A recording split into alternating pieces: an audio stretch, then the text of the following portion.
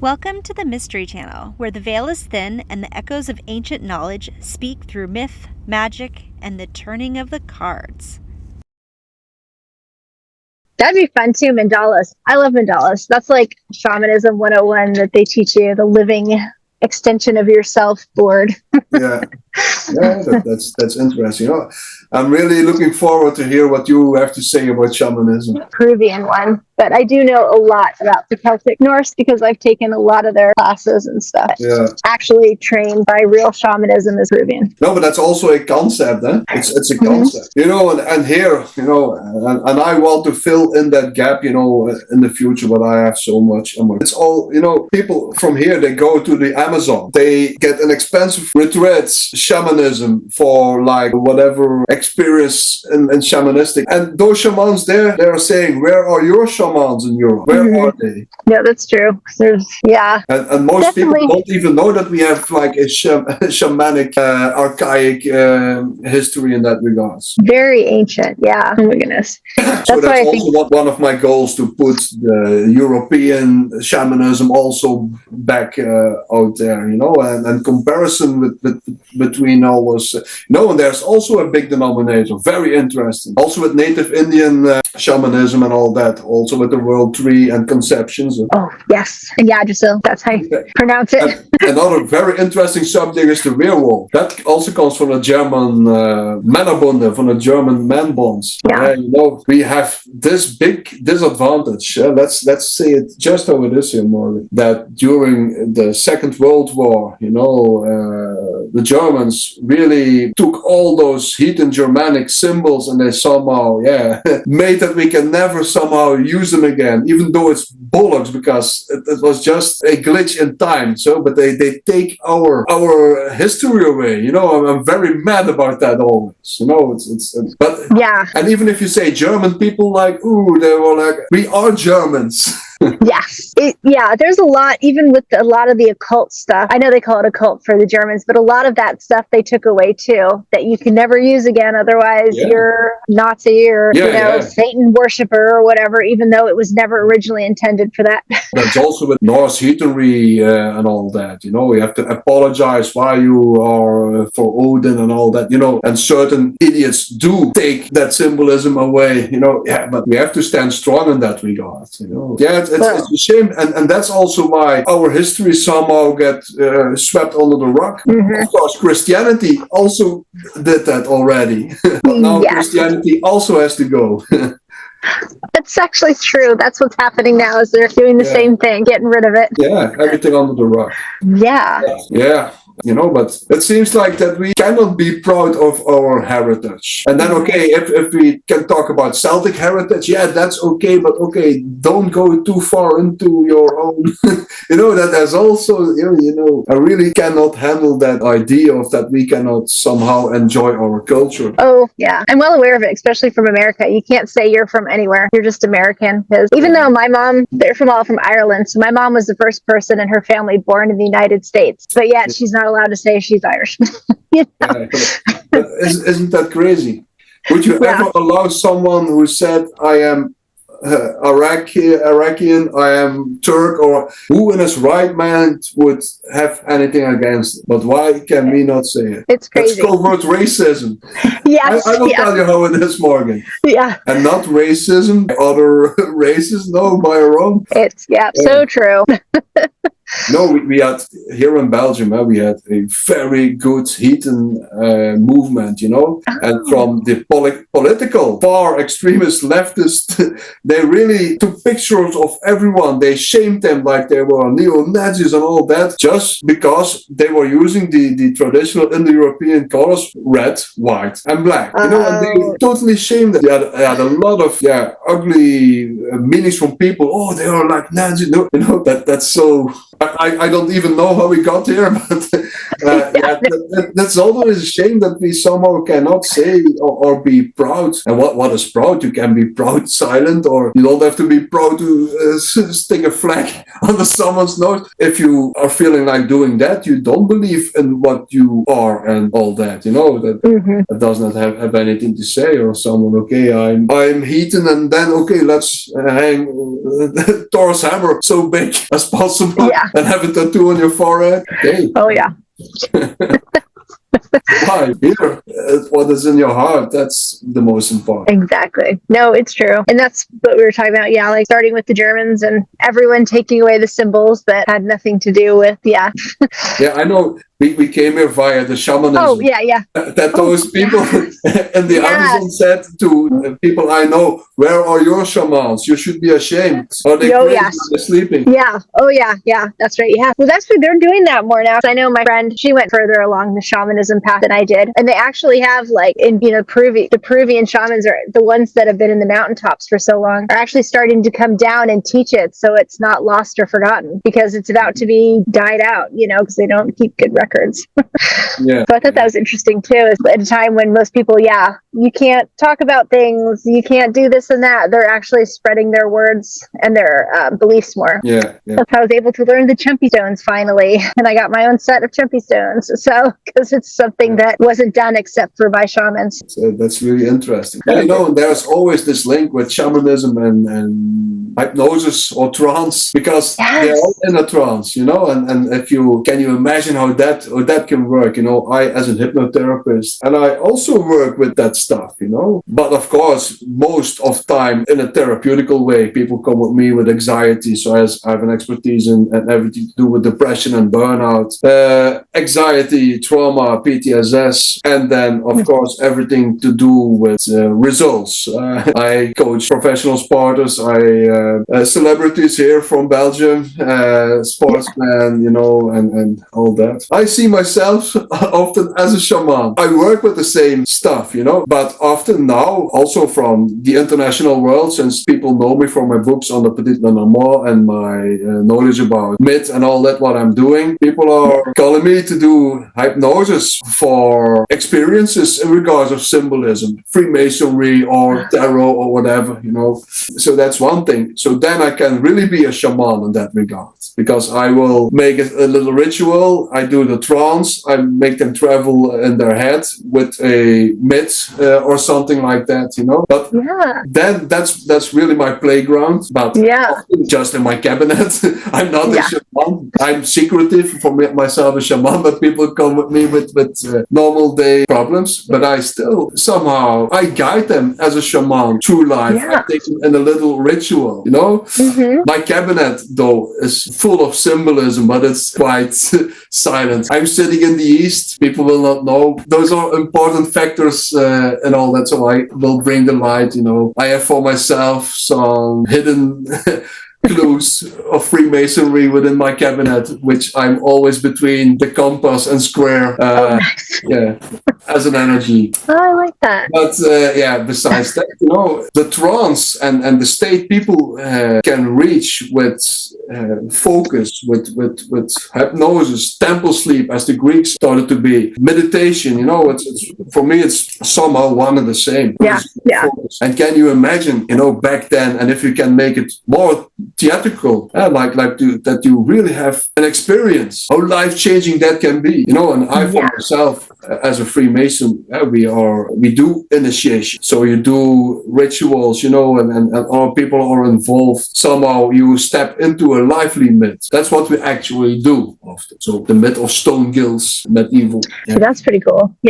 So but you also have to allow yourself to step into that. Again, be that playful person, the homo ludens of Huizinga. Don't step inside with that, just step inside of that, just like you dance. And it's a dance, actually, around the center. That's also with mystery bands in general. They go around the center as the sun, or also maybe counterclockwise to go back in time and all that. That's all ritualistic stuff in that regard. But can you imagine someone is afraid, or maybe like in archaic communities, children are like 12 years and the men will have to become warriors, and they're afraid, and you make a big theater with mask of a wolf or whatever. Can you imagine if you were like 12 years, how how frightening that can be, you know, when you step into original and you have like that fear and you somehow can overthrow the monster, or you somehow, can you imagine that really makes you a berserker? Because the German berserkers, they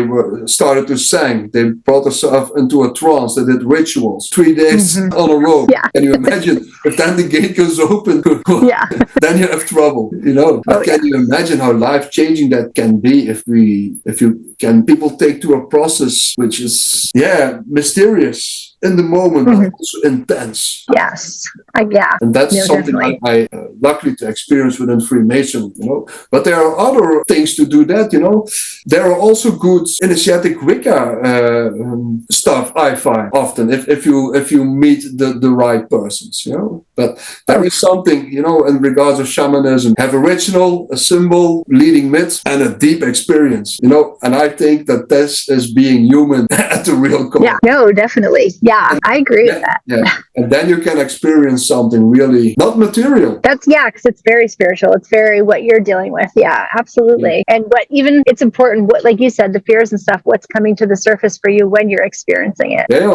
No, and that experience, you know, I can imagine how in those times, you know, there were different times, you know, there were no safe zones or safe spaces and all that. I don't say that everything was better, but I think such a ritual can be for good or ill. No, I completely, especially the medieval times, like you were saying, they had a bunch of those. That's stars, the star ones. I was saying the 16 stars of medieval times, the 16 fixed stars. They made a sigil, a ritual, a plant, and a gemstone with each of them, and that's how they did their rituals. I thought that was fascinating. I've been learning about that. That's really interesting. Yeah, the fixed stars. Well, 16. That's also an old lore known as the Ogdoade, the eighth atmosphere, and then also a ninth. But from the eighth, you had like the fixed stars. Is where the godly realm was behind the planets. Yeah, that would be fascinating. Yeah, and there is this idea, and you will see it in Gnosticism and many old teachings, that people fell from that godly sphere when they were still one, through all those planet spheres, losing all its good energies and competences until on the Earth. And then you could, by initiation, go back up, rise back again through all those planet spheres. And there you have often that they make use in a ritualistic way of a ladder, like Jacob's ladder, or a pole, or the world tree, where you can also a shamanic device to travel through the worlds. So that's the universal axis. Like we have the Christmas tree is still the life tree with the star on top, so connected to the pole star, the fixed region, the Ogdoade, the godly realms, where the wagon of Woden is circling around. Oh, yeah.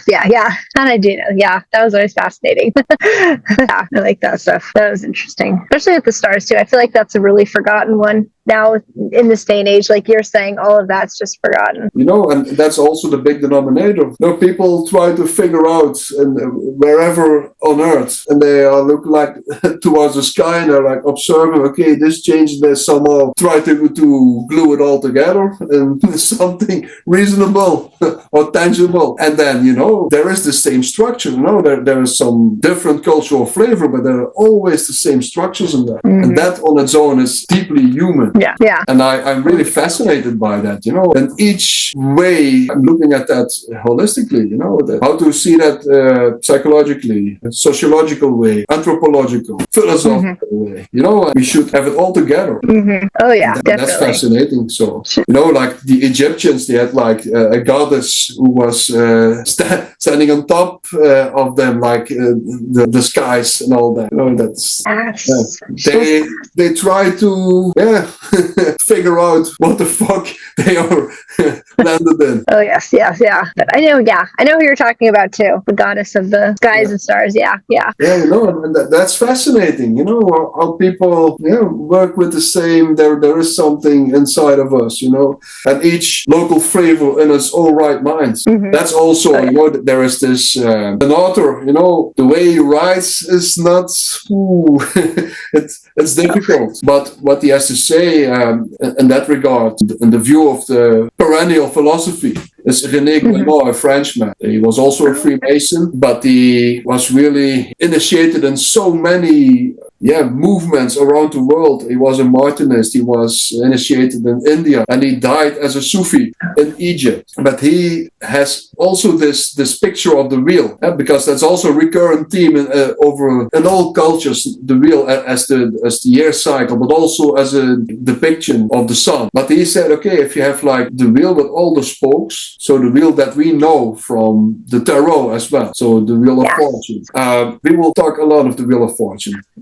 Later on, because the wheel is really a recurrent, interesting theme. But he said, okay, you have like the spokes on the classical wheels. So if everyone can imagine that an old wheel with spokes. Then he said, okay, we have to go back to the core, because I said that there is this idea that people fall from grace onto earth. That's also in Christianity why people are kicked out of the Garden of Eden. So first they were with God, and then they did something which was not okay, and they were thrown out. That's the same idea. So we came from the fixed stars, fell through all the planet-spheres on the earth. Now we have to rise up. So he said we fell out of unity into duality, and from there on we further degenerated to many.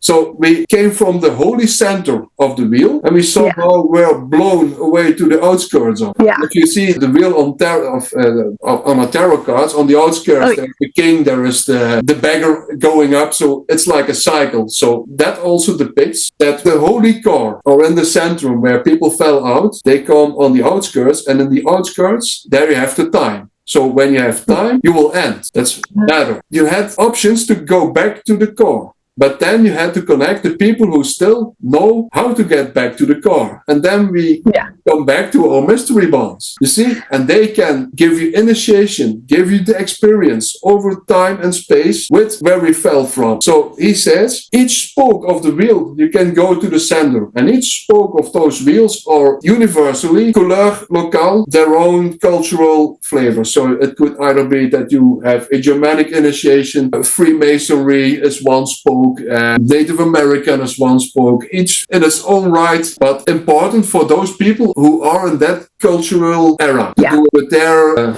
ID organically. And I never forget that depiction on the wheel, because it's the goal is to go from the outskirts of the wheel to the center. But that's the same. You go also on the hero's journey. Yes. From many back to one. And one, unity. You also have to see it as whole, holy. Yes.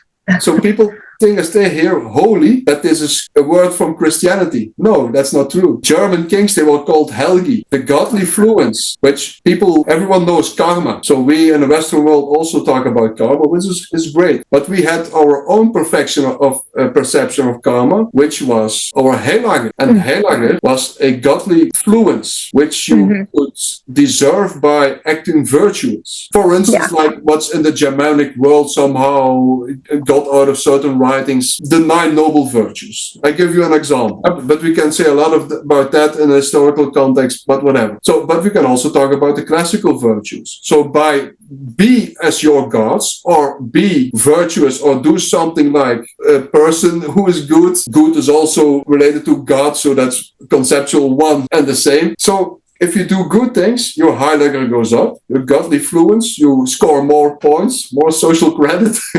Yes. And you somehow, it's also good for your other family members or other members from the tribe. And that goes also post-mortem. So if you do a lot of heroic things here and now, that's good for my children. Yeah. So we had our own karma system. So, but that was Heilage. The more Heilage you received, the more holier you were. But can you feel it coming? But to become holy wants to say to become one, and one wants to be in the center. Oh yes. There is something interesting. Muslims, you always see them with one finger, so to point out their prophet. But Alawite is the one, and the one came into the Arabic world via the world of Aristotle. That was, I have heard that. Via Greek sources from the Byzantium Empire, which even came later into Western Europe via the Arabic world. So there's a lot of interesting stuff in that regard. Well, and how it's, like you said, all connected, all comes to about it, like just most interesting ways. But those conceptions, those spiritual, symbolical, and ritualistic perceptions. That's what I really find interesting. If we had to study all again, I would probably do comparative religious and mythological studies. That would definitely be fascinating. But now saying that, I don't know why I should do that, because I do it on my own. No, just getting there. Like you said, you just get there faster. You know what I mean? Start it faster. Yeah, maybe. Yeah, but I do have a friend who studied that, and he's also really into research and all of that. You know, to be honest, he's one of my mentors. You know, what he knows, that's bang out of order. What was I saying here? It's gone. Okay. Well, you're talking about the concepts in mythology, but how you would study it different if you started studying it. But we were also talking about... Sorry. Here we go again. Yeah. Okay. this friend of mine. Yeah. I'm sorry. No. I'm already 5 roads away in Dutch, and then there is this moment, and it does not fluent, and bang, it's blank. So this friend of mine, he studied it. If you are so interested, if you are have so a broad view, don't fit in university, because they really want to keep you down with that. You have to follow their structures, and you should never ask questions that they cannot answer, because they are somehow protocols. Oh, that's no fun then. Yeah, so bad idea. Yeah, they do have their own ideas and ways of teaching, and that's what I like to read about it, from like picking one subject and reading like 8 different books about it on their opinions, the historical myth stuff, seeing the differences, getting that bigger picture. Yeah.